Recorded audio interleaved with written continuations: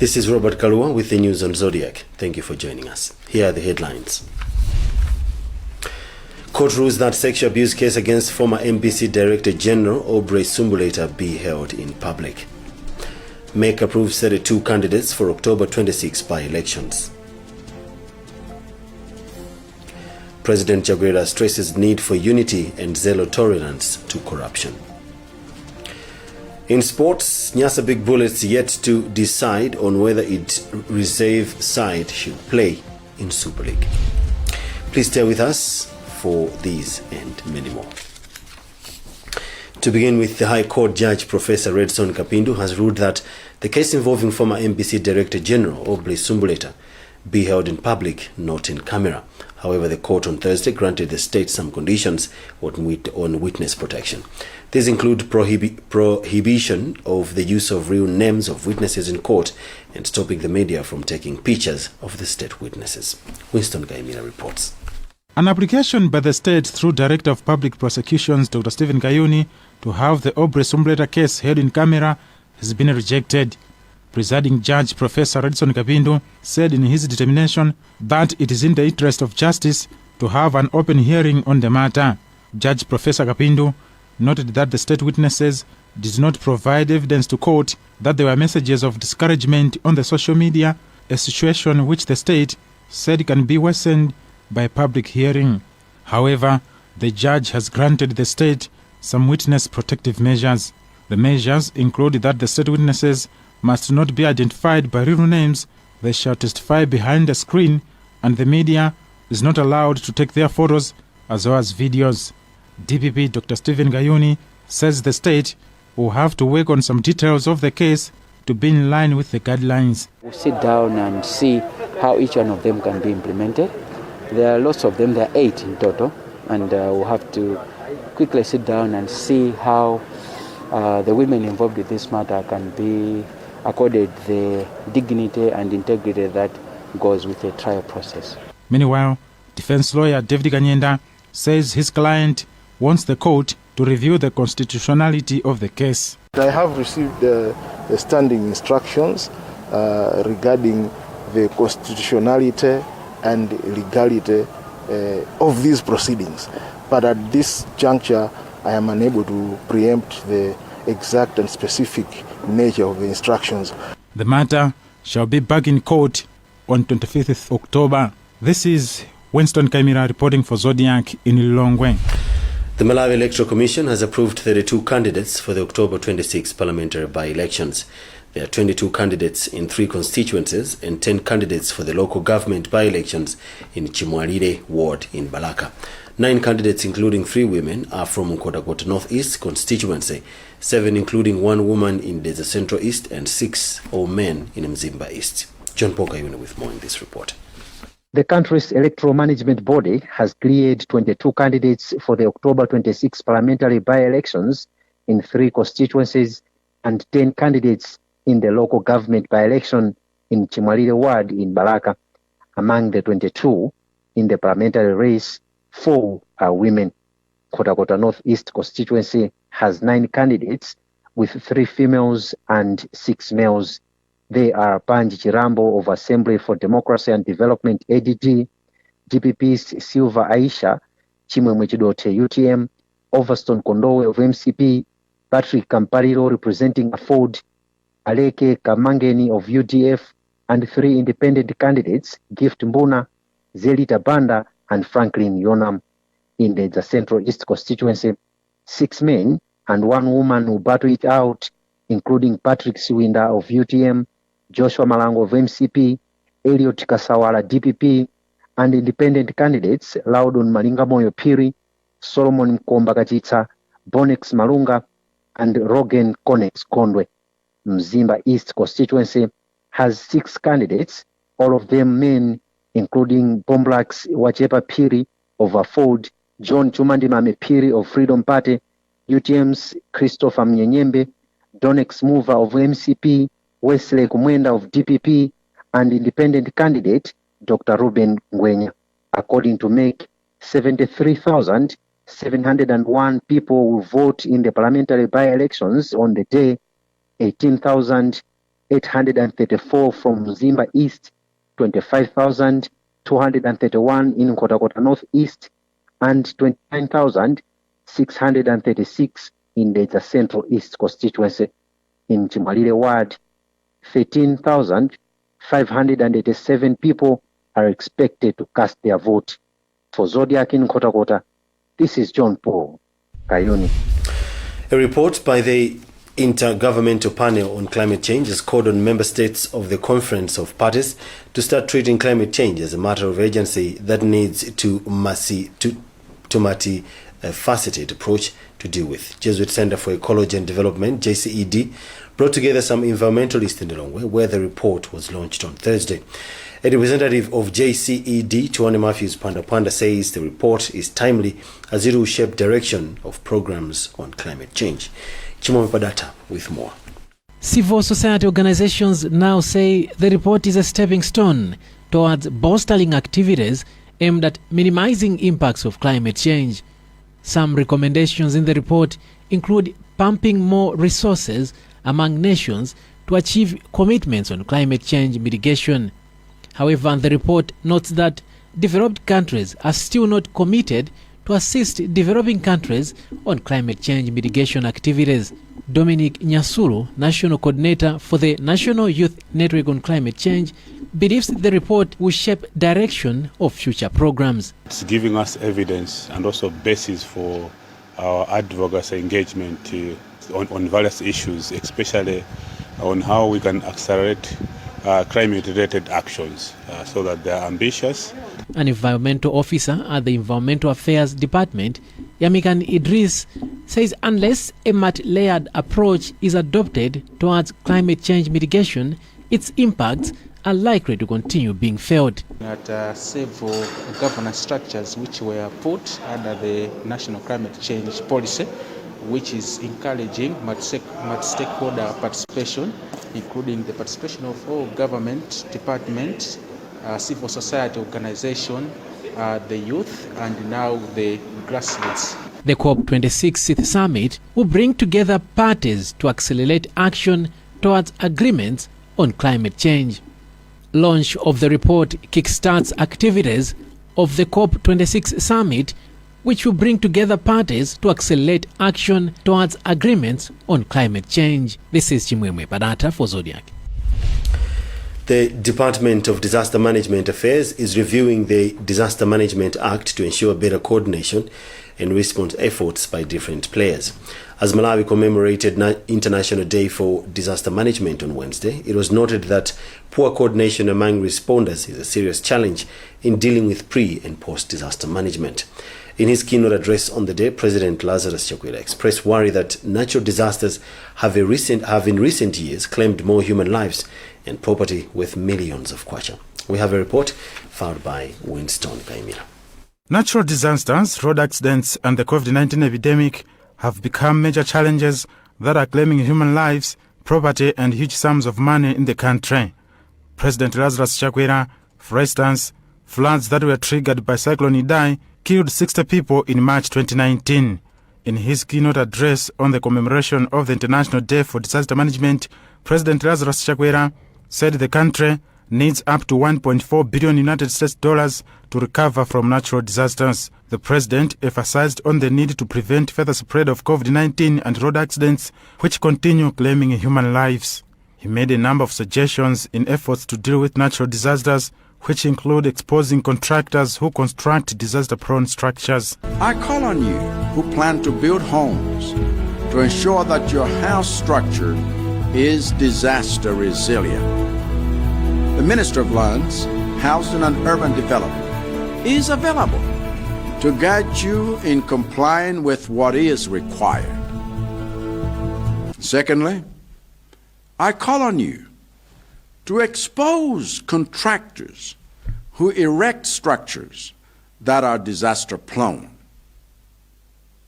And thirdly, I call on you to refrain from cultivation and construction in areas like riverbanks that are vulnerable to disasters. Meanwhile, Commissioner for Disaster Management Affairs, Charles Kalimba, says the process is underway to review the Disaster Management Act to ensure there's no duplication of work, among other changes.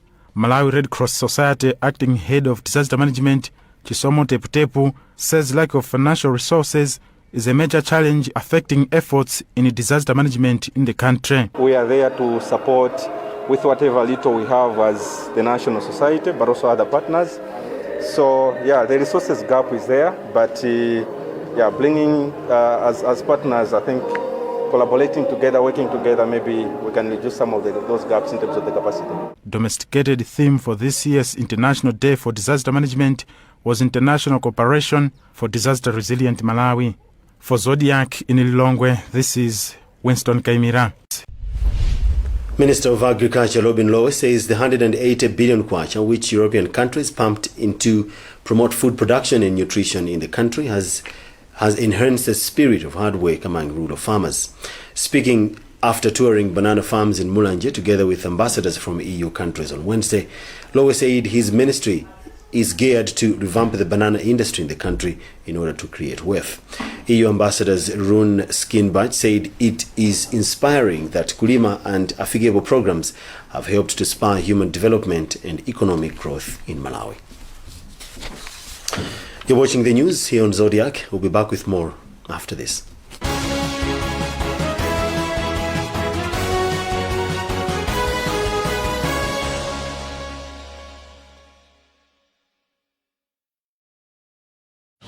Have you tried to save customers for a business and now tired?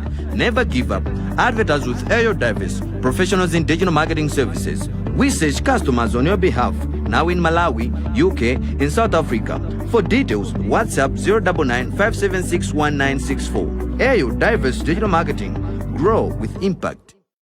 If there's one thing that all soaps do, it's wash. From buckets to basins, bathrooms to streams, and everything in between. All soaps wash. Yes, but Protex is different. Its reinvented formula with flaxseed oil boosts your skin's natural anti-germ defenses by 10 times more, protecting you against 99.9% of germs. So what keeps us healthy? Protex! Good health starts here.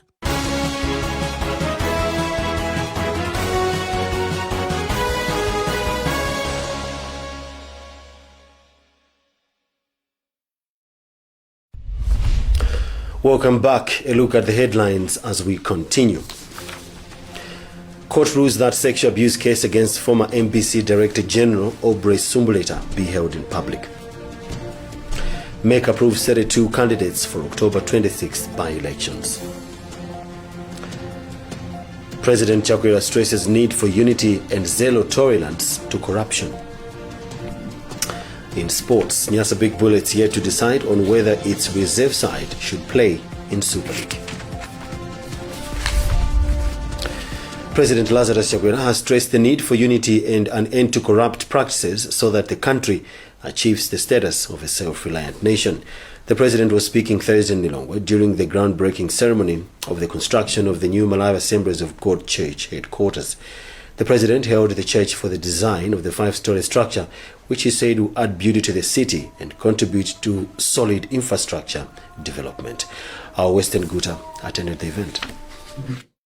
The state president has urged Malawians to enhance unity in fighting corruption, which has infiltrated the construction industry, leading to weak infrastructure that is in contrast to Agenda 2063.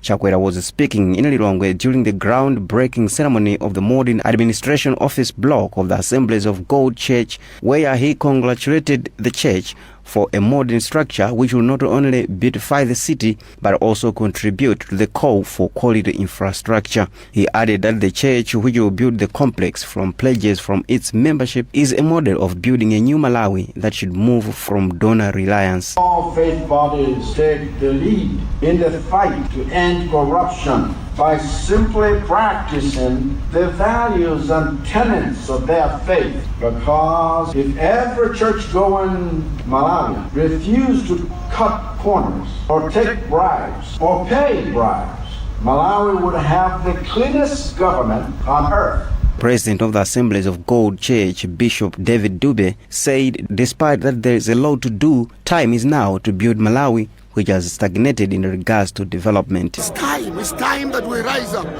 everybody must take part. Everyone must really be determined. Everyone must, play his part. Then Malawi will be transformed. So yes, it is time. It's time because everyone wants to see this change. Change will not come in this country from another place. It will not be done by another person or foreigners. Change will only happen in this country when we Malawians take responsibility. Yes, nothing for us without us. The Malawi Assemblies of God, which is said to be in existence for 70 years and took advantage of the event to say this is the beginning of building a new Malawi, is undertaking a 5-year construction project of its 5-story administration office pegged at between 500 and 800 million kwacha. For Zodiac, this is Western Guta. Poaching is expected to be reduced in Vaza Game Reserve following the erection of a solar-powered perimeter fence covering up to 70 kilometers of the facility. Minister of Tourism, Culture and Wildlife, Michael Usi, said during the inauguration of the fence worth 1 billion kwacha, that it will help conserve the game park.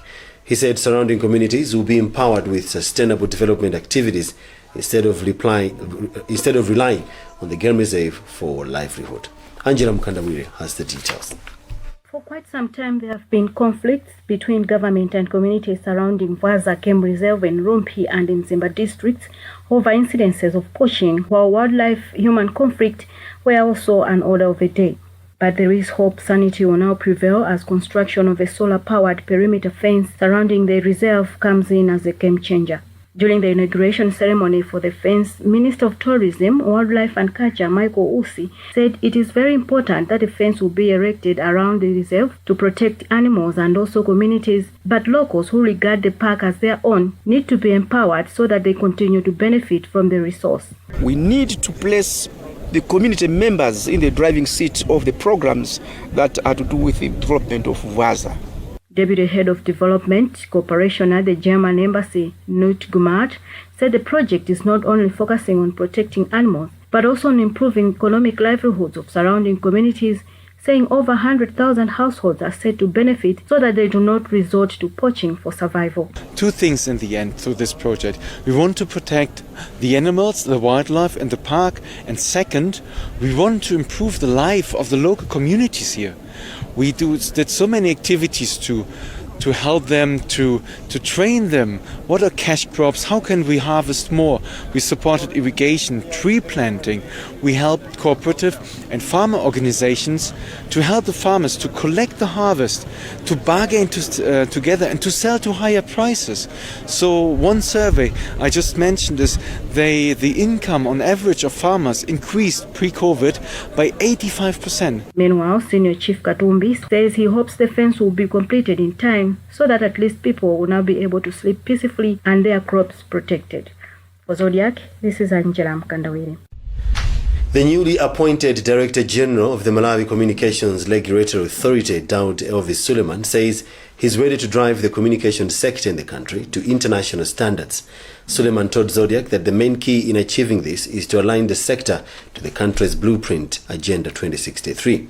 According to Macro Board, Suleiman came out successful in interviews involving 11 candidates. We caught up with Suleiman.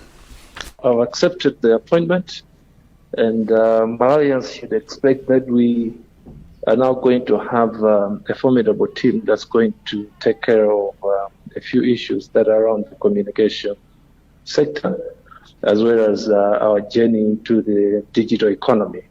As you're aware that the world is moving towards digital economy as well as digital regulation, and it is very important that Malawi begins to take the necessary steps to achieve that, while at the same time embracing the Vision 2063 strategies as well as the Malawi digital economy strategy. Now, I think my educational background and my area of expertise largely revolves around the area of communications, digital communications, as well as ICT management. I have done a lot of work. I've worked with a number of reputable organizations, and I have interfaced with MACRA on so many times for so many years. So I'm quite versed in the role and the duties that MACRA is poised to do. Well, Suleiman was a key witness in the presidential election case of 2019. Is there any link Minister of Information Gospel Kazako says no. He says government is recruiting based on merit to enhance efficiency in the public sector. He speaks with Madari Sopiri. What you are seeing now, you are seeing merit at play. What you are seeing now, you are seeing the right way of doing things. Remember that all these positions are being competed for. People are free to apply and compete, and there's a fair, transparent way that is ensuring that we pick only those that are qualified. Days when those that drive trucks will go and start becoming pilots are gone. Those that are supposed to be and then they become chefs, those days are gone. These are days of merit. Merit is what we promised. You can see what has happened at the Malawi Communications Regulatory Authority, that we have gotten a person who is very, very qualified, a person who is aware on the terrain of ICT. And we know that the appointment of Mr. Daud Silliman will certainly create a lot of difference, and so many things will change because he's qualified for that position. So we are looking at merit. We are not even looking at where one is coming from. For example, in the case of Mr. Suleiman, we don't even know where he comes from. We are told that he comes from just as a rumor. Is it Palombe or somewhere there? We don't even know. We are not too sure. We really need to find out exactly where he comes from, because that's not important to us. It is not important where he's coming from. It is not important which region he's coming from. It is also not important which tribe he is coming from. What is important to us as government is merit. And to sports, Nyasa Big Bullets Football Club says it is yet to make a decision on whether to allow its reserve side play in the Super League following its promotion. The club's chief administrative officer, Albert Chigoga, has told us that a meeting of the club's hierarchy on the matter will take place soon in Blantyre. Meanwhile, Southern Region Football Association has written the team requesting for a stand on the status of its reserve side, which won the Thumbs Up League last month. Well, and that's about what we had time for.